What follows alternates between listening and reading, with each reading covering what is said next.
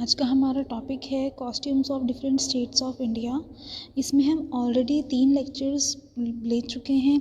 Last हमारी state थी Jammu and Kashmir. आज हम झारखंड से पढ़ेंगे तरह तरह के कॉस्ट्यूम्स अलग अलग राज्यों में इंडिया के।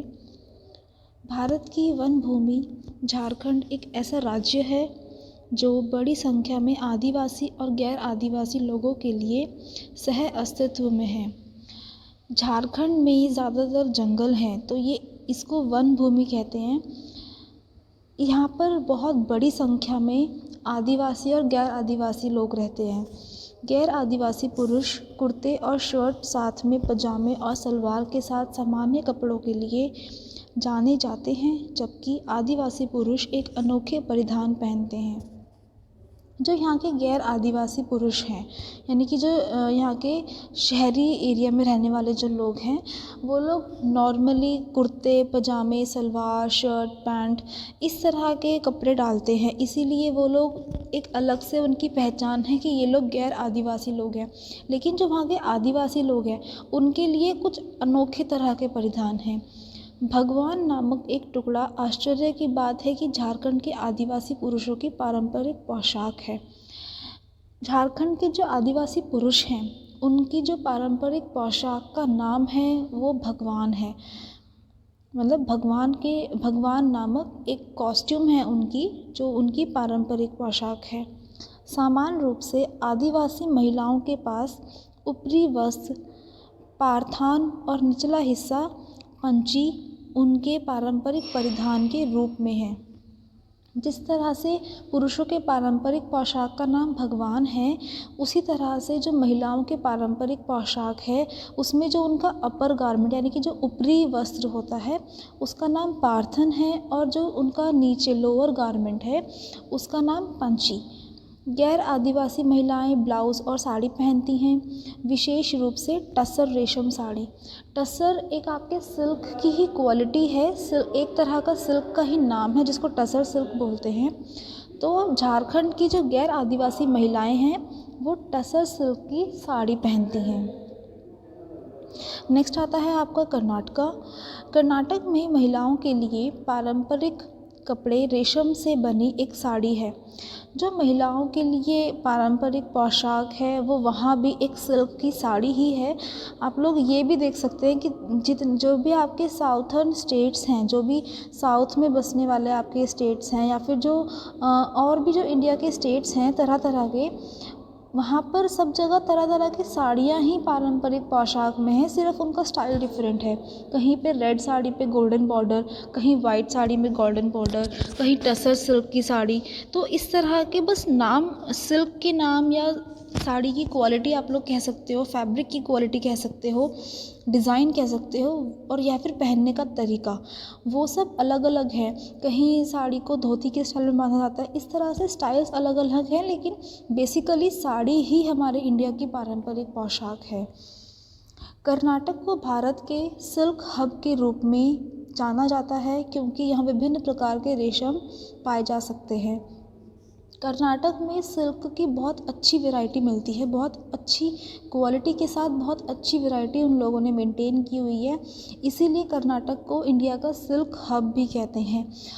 हब वो जगह, वो उस जगह का नाम है जहाँ पर किसी भी पर्टिकुलर चीज़ का एक बहुत बड़ी मात्रा में हम पा सकते हैं। जैसे कि कुछ हमारे जहाँ पे कोचिंग सेंटर बहुत ज़्यादा होते हैं, तो वहाँ पे हम कहते हैं कि ये तो कोचिंग का हब है ये जगह। तो हब उस जगह को कहते हैं जहाँ पर किसी भी एक चीज़ की बहुत ज़्यादा मात्रा पाई जाती हो। तो इसीलिए कर्नाटक में सिल्क की बहुत मात्रा पाई जा सकती है, इसीलिए कर्नाटक को सिल्क हब कहते हैं। मैसूर और बेंगलोर मुख्य रूप से अपने रेशम उद्योगों के लिए प्रसिद्ध हैं। मैसूर और बेंगलोर, आप सब ने ये 2 जगह के नाम बहुत सुने होंगे।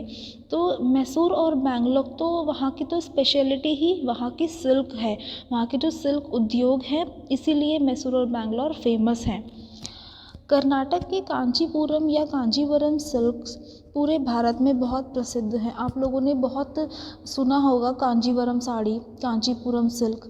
तो ये कर्नाटक की ही देन है। कर्नाटक में ही इस चीज़ का एक ट्रेंड है।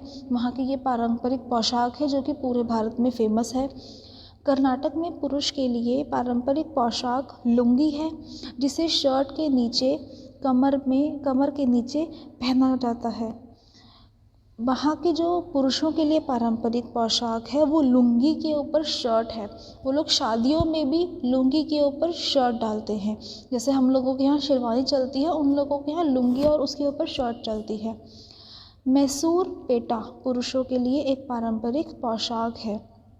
जो उनकी ये पारंपरिक पोशाक है लुंगी शर्ट, इसको मैसूर पेटा कहते हैं। नेक्स्ट आता है आपका केरला। एक ऐसे राज्य के रूप में जो आधुनिकता के एक उदार तरीके पेश करते हुए परंपरा में अत्यधिक रिस रहा है, केरल का जातीय पहनावा अभी भी राज्य की संस्कृति और रीति रिवाजों पर राज करता है।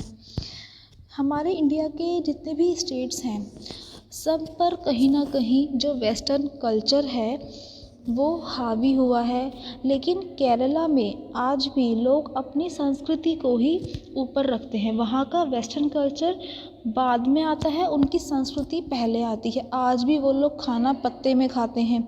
आप लोगों ने देखा भी होगा, बहुत सारे ऐड भी बने हुए हैं इस चीज़ पे। तो केरला के लोग अपनी परंपरा को ऊपर रखते हैं बजाय के वेस्टर्न कल्चर के।